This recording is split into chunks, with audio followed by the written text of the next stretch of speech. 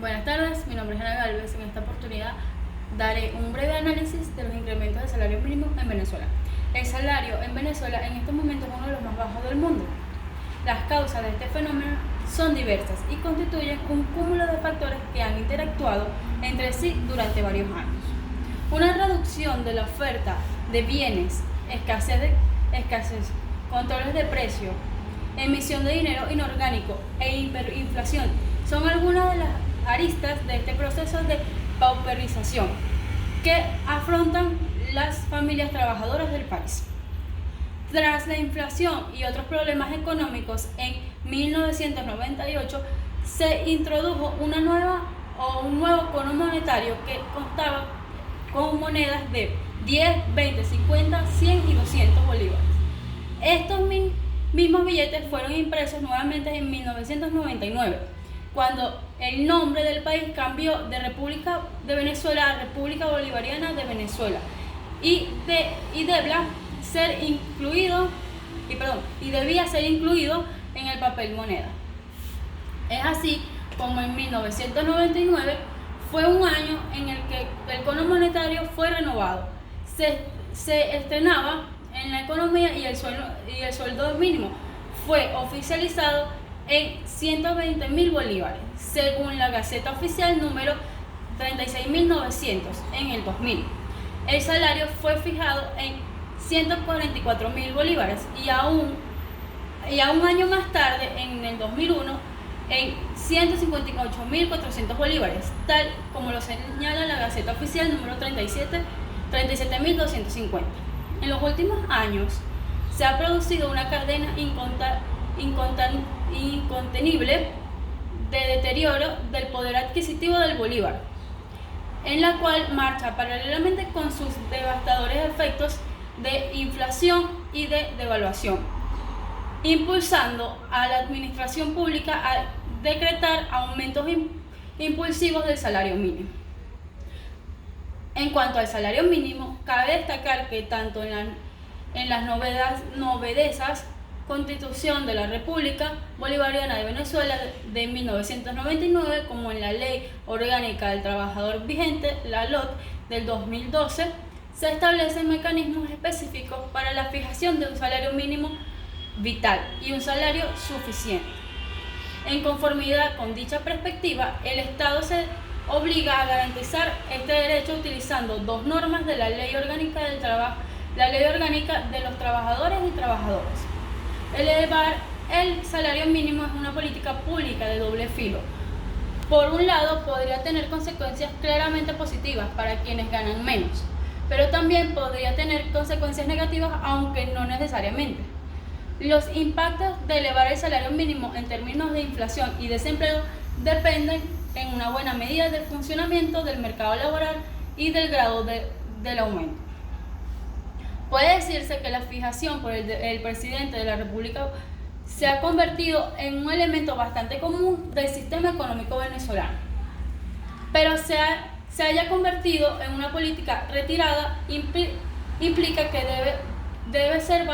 debe valorarse su conveniencia, y para esto puede ser útil indicar cuándo y cómo se comenzó a fijar el salario en Venezuela. En el transcurso del tiempo, el Ejecutivo no ha sido suficiente previsivo al hacer uso de este medio coactivo de incremento del salario, pues sus representantes no se dan cuenta que la inflación no solo se desencadena un aumento de los precios, sino que surte el efecto nocivo de igualar la nómina de las empresas, toda vez que al elevar el monto del salario mínimo fuerza a estas a un corrimiento de las escalas salariales que la mayoría de las empresas no puede soportar, y por lo tanto representan los salarios de nómina media, generando su aplanamiento, y trae consecuencias con los salarios de tiendas medios.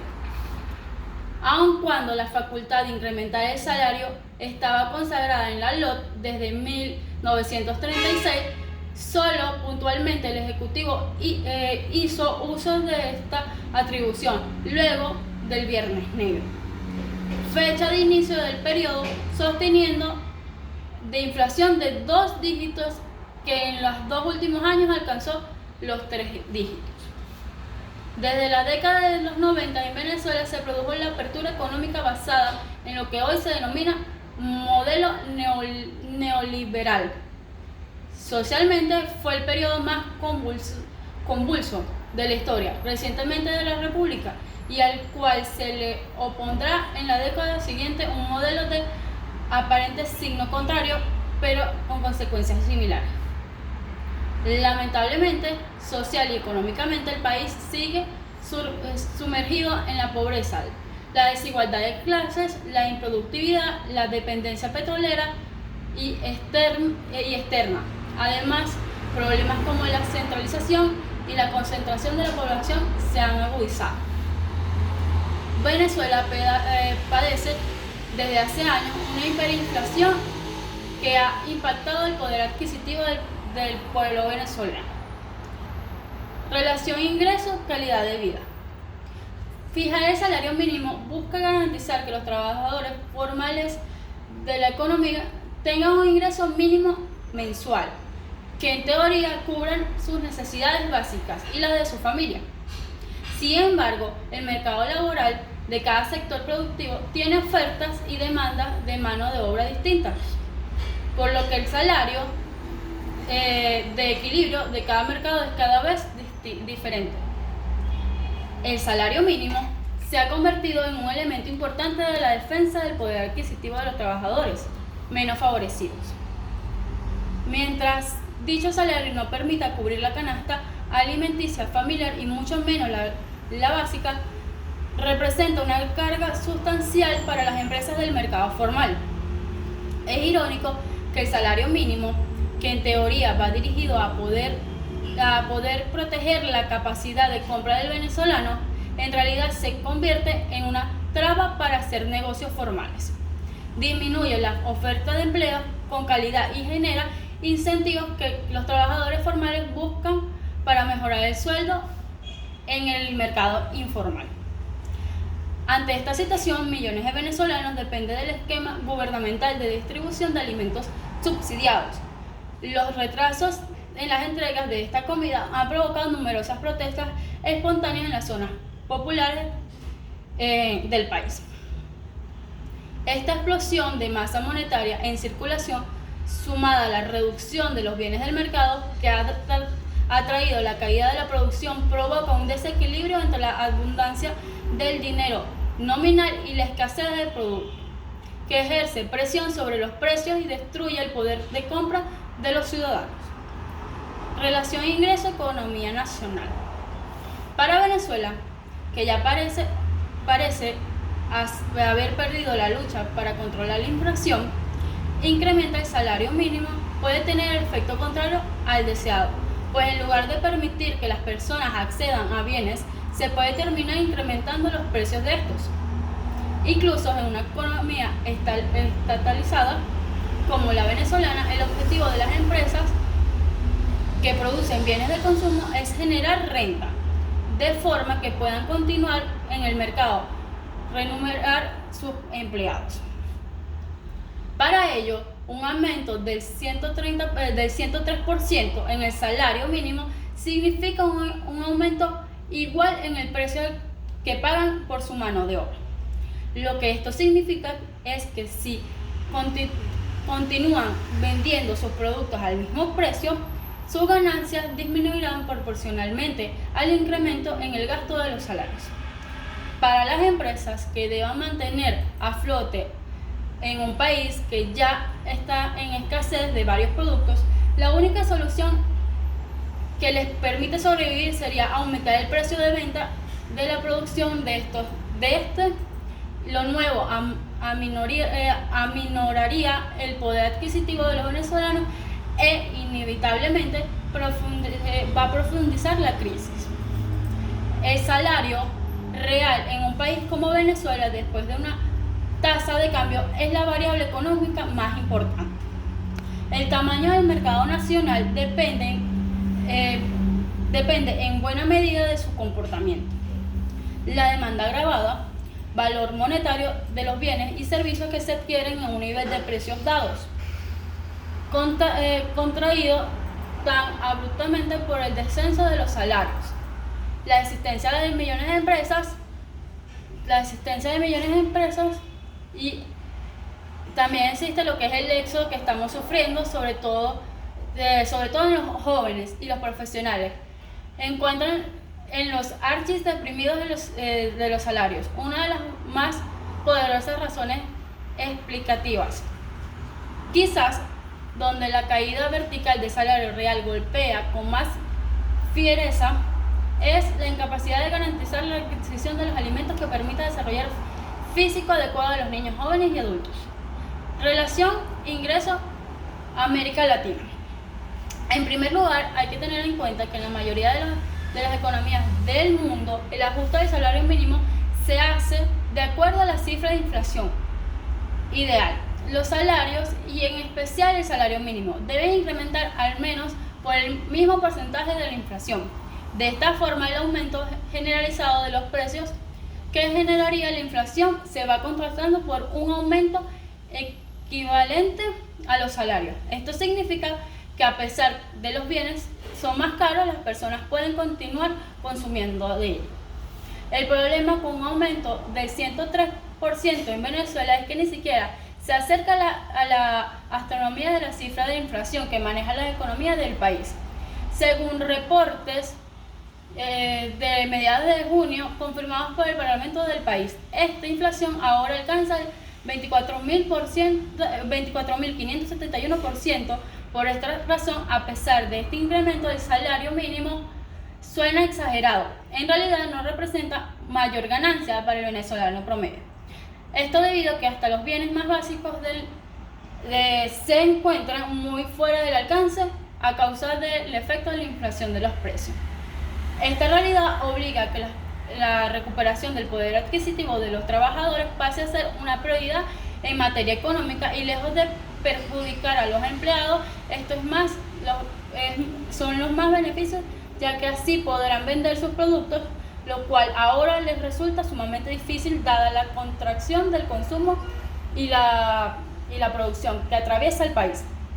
Así pues, al aumentar la capacidad del consumo de los trabajadores venezolanos, se presenta una oportunidad de oro a los empresarios para aumentar la producción y aumentar sus ganancias, recordando las ganancias son más estables que se originan por el volumen de ventas que por los aumentos desproporcionados de precios.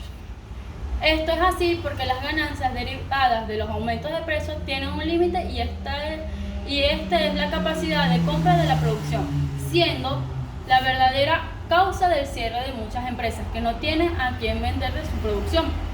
Por supuesto que el aumento de sueldos y salarios por sí solo no garantiza el aumento de la producción. También es cierto que los países que han sufrido procesos de hiperinflación en un principio aumentaron los sueldos y debido al agravo del problema, no obstante, hemos insistido en otros escritos para abatir la hiperinflación. Se requiere un programa de economía integral donde la disciplina fiscal juegue con un rol fundamental. Al respecto, hemos visto que el gobierno, al anunciar el aumento del salario mínimo, también anunció un conjunto de medidas que apuntan hacia esa disciplina fiscal, tan necesaria en esta coyuntura económica, conscientes de que fue la disciplina en el gasto público lo que le permitió salir de la hiperinflación a todos los países que la han sufrido. Sin embargo, muchas de estas naciones, aunque logran frenar la inflación, ello no se tradujo inmediatamente en un aumento del consumo y disciplina fiscal en el contexto de un programa neoliberal donde nunca estuvo planteado la recuperación del poder adquisitivo de los trabajadores, y no fue sino cuando llegaron los gobiernos socialistas que se recuperó la capacidad del consumo en la mayoría de la población, como fue en Brasil, Argentina, Bolivia y Ecuador, que sufrieron hiperinflación en la década de los 80, pero fue después del 2002 que los trabajadores disfrutaron de un aumento de poder adquisitivo.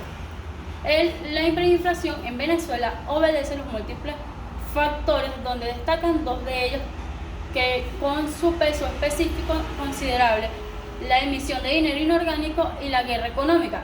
Sobre este último aspecto sabemos que la guerra económica se expresa de distintas maneras según las circunstancias, y en nuestro caso van desde las sanciones internacionales, pasando por la manipulación del mercado paralelo de divisas, el ataque de la moneda en efectivo y la especulación inducida.